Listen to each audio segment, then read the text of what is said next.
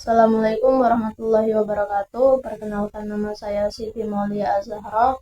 Saya dari kelas Agroekoteknologi 24 Genap dengan NIM 82. Di sini saya akan mempresentasikan materi Information Resource dan Information System. Di dalam sini ada yang pertama sumber daya informasi perusahaan yang meliputi dari spesialis informasi yang di dalamnya ada sistem analis, programmer, database administrator, network spesialis, operation personal. Kemudian yang kedua ada perangkat keras atau yang biasa kita dengar dengan hardware. Kemudian yang ketiga ada perangkat lunak atau software. Yang keempat ada pemakai yaitu users. Yang kelima data, dan yang keenam ada information. Kemudian di slide selanjutnya kita akan membahas tentang spesialis informasi. Jadi spesialis informasi itu sebagian besar itu berada di unit jasa informasi.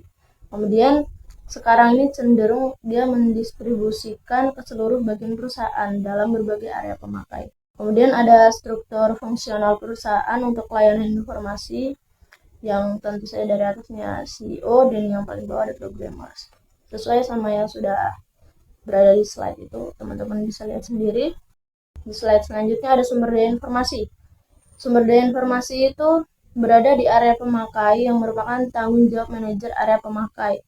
Kemudian sebagian besar SDI berlokasi di jasa informasi dan tanggung jawab dari CEO. Kemudian ada model dari sistem informasi sumber daya informasi yang terdiri dari subsistem input dan subsistem output. Di subsistem input ini terdiri dari sistem informasi akuntansi, riset sumber daya informasi, intelijen sumber daya informasi. Kemudian yang kedua, sistem output itu ada perangkat keras, perangkat lunak, sumber daya manusia, data, dan informasi. Terus yang terakhir ada sumber daya terintegrasi. Dan yang selanjutnya ada sebuah model untuk sumber daya informasi ke sistem informasi. Jadi yang pertama itu ada di environmental, kemudian turun ke internal, ke database, terus users. Dan ini bisa dilihat sendiri ya teman-teman di slide-nya. Untuk lebih jelasnya ada hardware system, ada software system, ada tatanan-tatanannya itu kan. Biar lebih jelasnya bisa kita lihat sendiri di slide-nya. Kemudian di slide selanjutnya saya akan membahas tentang subsistem riset sumber daya informasi. Di sini ada subsistem itu biasanya digunakan untuk menjelaskan kegiatan yang terdiri dari proyek-proyek riset dalam perusahaan.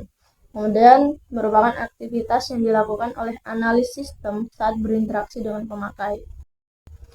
Di slide selanjutnya ada subsistem intelijen sumber daya informasi.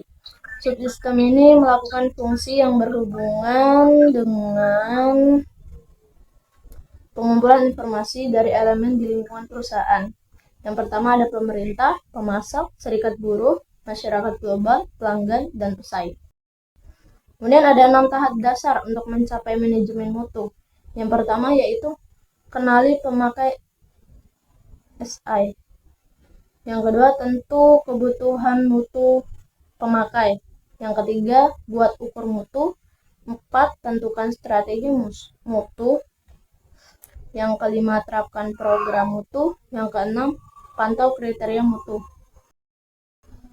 Terus untuk mencapai manajemen kualitas dalam jasa informasi itu kita perlu mengadakan identifikasi pelanggan sistem informasi, yaitu komitmen pengarah SIM, menerapkan sistem formal.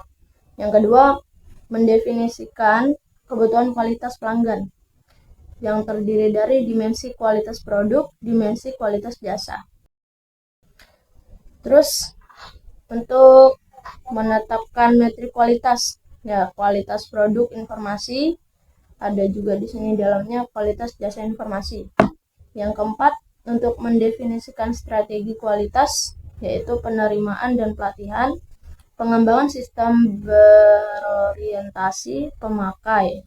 Di dalamnya ada analisa pasar, analisa penerima produk, analisa tugas, pengujian prototipe, pengujian sistem operasional.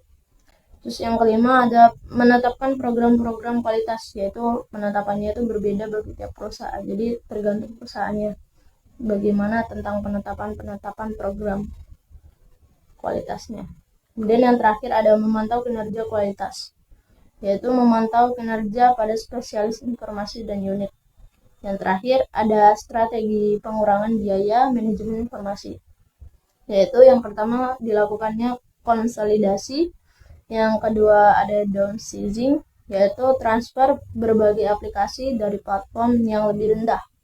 Yang terakhir ada outsourcing, yaitu mengontrak semua atau sebagian operasi pada jasa di luar perusahaan.